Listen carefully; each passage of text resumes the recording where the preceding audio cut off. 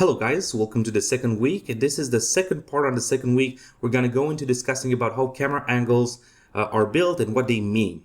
Okay, now first of all, we'll start with Worm's view. And here we have a very simple scene with Worm's view. As you can see, it's really clearly depicted. We have a bunch of clouds and a couple birds flying.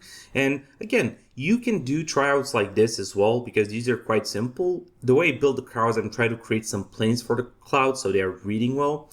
So the camera is placed very low, looking up, making the subject appear large, powerful, or intimidating.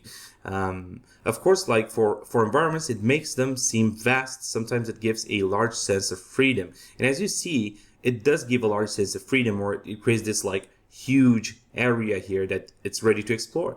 And that is basically like a usage for Worm's view with a horizon line. On eye level, it's slightly different. We can see that the camera is positioned at the subject's eye level, creating a neutral and natural perspective, often used for balanced and relatable shots.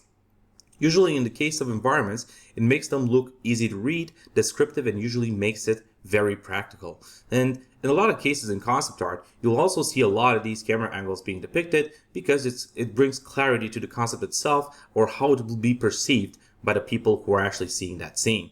And it's a lot easier for people to understand these things and how it influences the viewer because it's not anything crazy dynamics and it's easy to relate to because that's how we see things on a daily basis most of the times. Now, let's go to Eagle's view. And here we can clearly see where the horizon line is positioned, is towards the top region. And of course, we see here how Eagle's view or bird's eye view, the camera is placed high above, looking straight down, giving a godlike or detached perspective, often used for dramatic, strategic, or surreal effects.